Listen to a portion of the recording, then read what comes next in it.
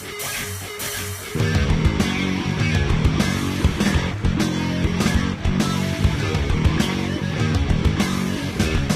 everybody, welcome to the Daily Muddy. I'm Ashley Conrad. Well, first off, today we are going to talk with David Adam.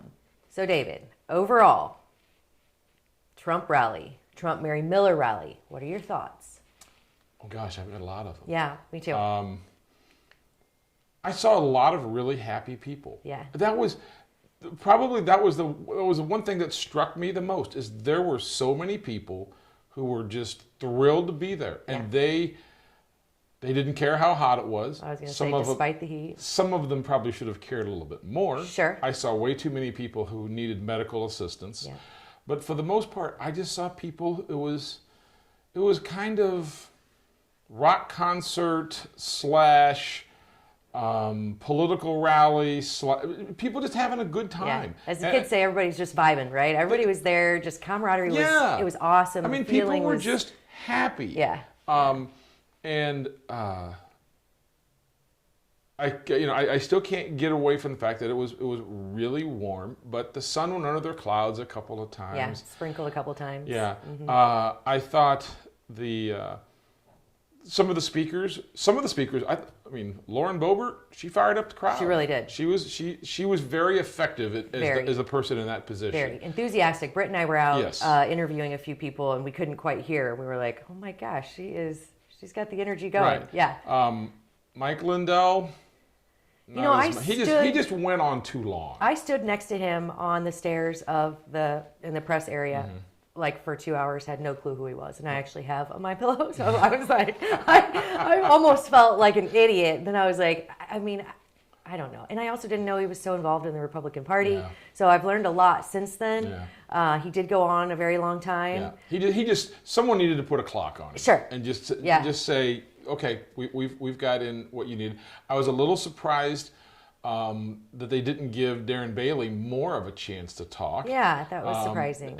But when he had his 2 minutes in front of the former president, he took advantage of it. Sure. Don't get me wrong. I thought Trump's story about the hair in his face wasn't that hilarious? That was fantastic. That was a part I would have never expected, and I thought that was actually pretty funny. Yeah, very relatable. Yes. Yeah. You know, the one thing that I think was somewhat sad about the day was the fact that I would have to say most every other time there's been a sitting president come to this community, it seems like nobody really cared about party affiliation. Right. We just want to see. There's only been 46 presidents. Yeah. Quincy's seen quite a few of them. Well, how many? Like six or seven? Well, there've been 6 actual presidents. Okay. Plus 7 others who came before they were president, and Trump was the first who came after he was president. So there's 14 of the 46 have been to Quincy. I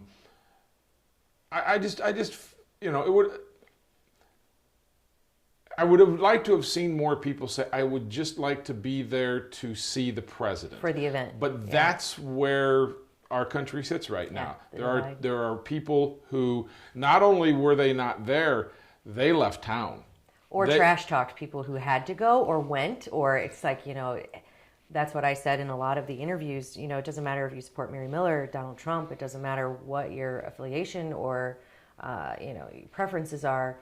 When something like this happens, it's just a cool thing to go and see, especially like you said, just the energy. I don't think look, I'm going to say, I don't agree with everything that Donald Trump has done and said, but I don't agree with everything that Joe Biden has done and said. Exactly. So to me, it was just neat to see it, to see how it was done, to see how the whole process worked. You and I, if there was anything that I'll remember for a long time from this thing, was the security detail. Yeah. Oh my gosh. Man, they were jacked. They were jacked. I think I wrote in my story, I think the prerequisite on the resume to apply was, can you lift a Volkswagen? Even the ladies. I thought it was interesting. Didn't agree with everything everybody had to say, but I thought probably the number one thing that came across for me in this whole ordeal was there were a lot of people who were just happy to be there. Thrilled to be a part of it. Yeah. And I think that's great. I felt bad for the people who were up by our area because they were so smushed in. Well, I'll tell you, that they couldn't really get out to get anything. And I would have been just sick had I been, Smushed up against yeah, there. There's no way I could have done it. I couldn't have done it. But I mean, there was pure dedication there. Absolutely. Yeah. And they were probably there for 5 hours. Yeah. Okay, so the people who were standing up there, I think they were, like we talked about, it was dedication, but there were some people who kind of started falling out. And we were talking about the water situation and how we kind of felt bad because I threw some bottles of water. I did a couple, and then when they brought the cases in, I came over. But yeah, it was like you were handing out scraps to people who were starving. I just felt awful. They were literally like people you watch. They're jailed. Yeah. And they haven't eaten in days. Yes. And they're literally like. Yeah, that's what it was. I mean, it was really warm. Yeah. And I mean, there's nothing anybody could have done about it. I know. There really wasn't. And I would be curious. There's no way to know. I know in the story that I wrote for Muddy River News, I estimated about 8,000 people. Okay. I've seen people say they thought there were 15,000 people there. I have no clue how they... I don't know. I did ask the Trump people how many people were there, and they said, we don't do crowd estimates. They don't do... That's probably a wise idea. Sure. They were amazing, too, though, speaking of people who were great to... Emily... From the Trump and Danny were they were I mean, talk about trying to herd cats. Yeah. Emily's probably sick of me texting her all these questions that I had for her. She did so great. But they were both very and that was the thing that it was so hot. It was so warm. There were so many people. Yet there was not one person who was brought there by the Trump campaign to help the people who had a bad attitude. They had a smile on their face. They were very cordial.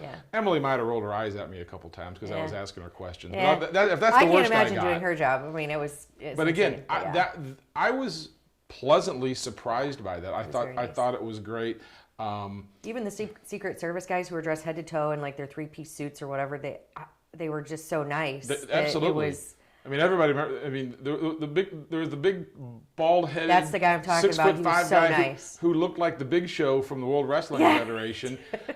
He couldn't have been nicer the whole time. So nice. And so again, that's really what I took from it. I was if it was just for me to be there to hear the political rallies and the speeches and stuff. That's. Yeah, it's kind of a side note for me. I mean, I know that it's cool. I felt like I was there to cover an event that will never happen in this little town ever again. Right. And the fact that there were thousands of people who came to Adams County to see the 46th president of the United States, or the 45th president, I'm sorry, the 45th president of the United States come there. It was an event. I felt like it was our jobs to cover the event and not the politics not evaluate what was being said. Sure. I will say, I think anybody who was there knows that Mary Miller bobbled the words. She did. I was just going to bring that up because it's driving me insane that people are using, I mean, it's grasping at straws. She did not say anything about white lives. She stumbled over life. She clearly said white life. It's clear as a bell. But it was stumbled.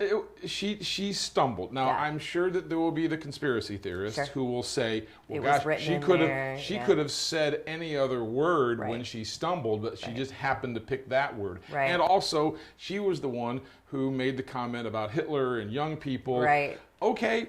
Very unfortunate, very coincidental, but if you were there and you were listening to her, it was very obvious that it was a stumble. Right. And it could happen to anyone. To me, what I thought, if there was anything about that, it wasn't so much how she bobbled, because she bobbled. Yes. And you've been on camera before, you might have made a mistake or two. I've been on camera before, I've made a mistake. I get it. That's a big stage that you're on, and here's the former president, the former leader of the free world, supporting you. You might be a little nervous. You might stumble. I get it. But the fact was, the timing. Well, and also earlier in the day, when she was up there at the beginning of the rally, she welcomed everybody to QUINCY. I know. Yeah. And it's kind of like, you've only got this whole rally is for you. Well, when everybody's out to get you, anyway, you got to really watch your P's and Q's. And she basically was on a big stage. and she bobbled twice. Now the other one, no one other than maybe people in Mendon are going to be upset by it. But the fact was, it's being brought up on social media anyway. Absolutely, and that would, to me, that would be more concerning. Is that here she is, and she made 2 speeches, and in 2 speeches she made significant factual errors. Location error is a pretty big deal. She just did. But my guess is they were very happy with the pop that they got. And I mean, the president did not discourage anybody. I mean, I was telling somebody, he walked out, and I'm not a huge professional wrestling fan, but he learned from the wrestlers. I was gonna say it was like he walked. It was a spectacle. He walked to every corner. And he stands there, and he just stands there like, I know you want a picture, so I'm going to stand here. You get your picture. Then he's going to point. I'm going to point at some person in the crowd. He's got it and then he's going to turn to the next person, and he's going to point right at you. And it was brilliant. It was very well done. It was very well orchestrated. And the hats he was tossing out. I mean, absolutely. He knew. He absolutely played to the crowd the way that you would expect him to do. Yeah. I mean, I think I heard someone say, I don't know who it is, but to be president, you have to be at least somewhat egotistical. I think he's got that covered, right? He's got that covered for now and the next 3 or 4 presidents. Right. So, I mean, even if you love the guy, you can't deny the fact that he knows what he's doing. He plays to the crowd. He's got the ego down. I mean, and that is now such an important part about being the president. Right. It's not so much of it is not the deals that you're making and the laws that you're enacting and things like that. It's how do you perform on television? How do you perform with these things? It was like, wow. How are you working the crowd? How do you, that's what it is. That's literally what it is. Yeah. I mean, overall, when Brittany and I were out talking to the people in the crowd, it was very obvious that a lot of people didn't really know Mary Miller or what she stood for, but they were there to learn more. They were there for Trump. And, of course, we expected that. Right. I don't know. I mean, Trump formally endorsed Bailey that day, right? Yes. Okay, so that was a big Not deal. unexpected. Oh, right. You had mentioned that, I think in the interview that we had on the MuddyRiverNews.com, that he hadn't formally done it, but that he thought he would be, the next in line for it. So that was pretty cool, and just seeing them all walk around and talk to everybody, and just being cordial and. Like you said, the energy, the attitudes, everybody was there, even though it was miserably hot, and no one had water for a good chunk of the day. I mean, it was an overall really cool thing to witness. I can summarize it by this. There was a guy who I saw there who I've known for a long time. He was there in the crowd. He's wearing a cutoff T-shirt. He's hotter than heck. And he just looks at me. He says, I got to see the baddest MFer on the planet. There you go. Okay. Well, I think that kind of sums it up. If that doesn't sum it up for everybody, your article absolutely does. Well, From the minute you walked in to the minute you left, it was great. And I thank you for your coverage. No problem. Yeah. Thank you. Coming up, Bob Goff talks to 2 candidates on the primary ballot.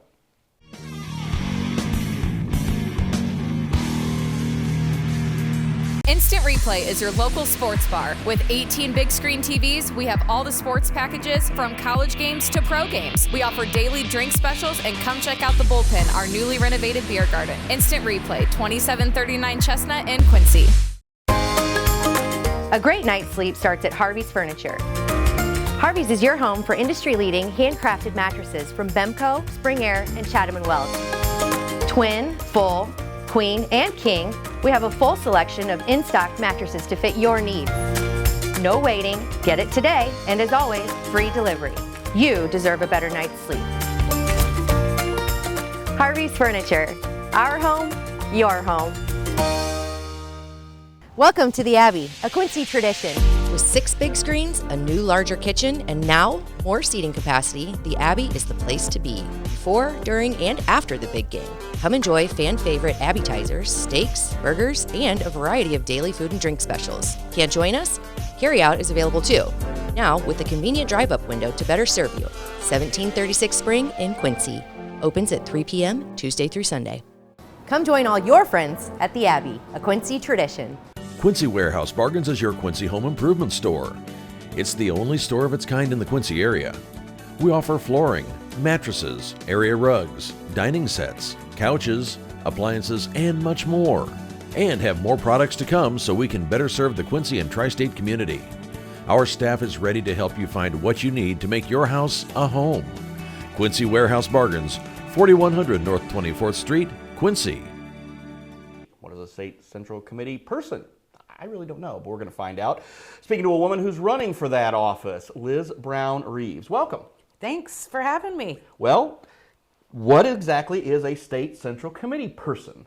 Each congressional district in the state has one man and one woman elected, and those folks out of every congressional district together elect the chairman of the Democratic Party of Illinois. And so that is one of the functions, along with coming up with the platform, helping recruit candidates, fundraising, and just everything down ballot as well. You're the representative before the Democratic Party of Illinois for that district. And so with redistricting, there's a lot of vacancies. The vacancy in the 15th CD, which I'm running for, was open. It was held before by Jane Mazzotti of Taylorville. She and her husband Jack are supporting me, and so I decided to run. Okay, I've got to ask, the job itself, I understand, but please explain it to people on why you are running for this office and what this office does. Well, it's not really a job. okay, that's fair. Because there's no money and there's no benefits to any of this. But I'm retired, so I wanted to give my full energy to the Democratic Party, and this is one way to do it. So I am the county chair for Adams County Democratic Party. This is kind of like being a county chair, but on a larger scale. So this is 35 counties rather than just the one. But really what we're trying to do is get out, recruit candidates, support local parties, educate, train, and basically get out our democratic message. A few months back, you hosted Robin Kelly, who's of course the state chair, Yeah. and we covered that, and I talked to her, and we talked about how the party can gain more traction, how the party can fare better in downstate Illinois. How do you think that's going to happen? I think that happens by doing the work. And I've sort of demonstrated during my campaign that I will do the work. So I've gone to county parties, I've talked to people, I've been to union halls, I've been doing the things that need to be done in order to, grow the party. We also have to be inclusive. For the last 22 plus years, it's mostly been about Chicago. And that's because that's where a lot of those people are focused. So we've got lobbyists that are focused in Chicago and Springfield, but they're not focused on the regular Democrats all over the state. And at first I was a little bit intrepid because I felt like, it's so red in this area. But that's not the truth. The truth is there are a lot of Democrats. They just have to know who is who. We need to start talking together. We need to start doing things together. We need to start expressing our message because we have proud principles, proud democratic principles that really should be put forward. Thanks, Bob. Well, that's all for today's Daily Muddy. We'll see you again tomorrow.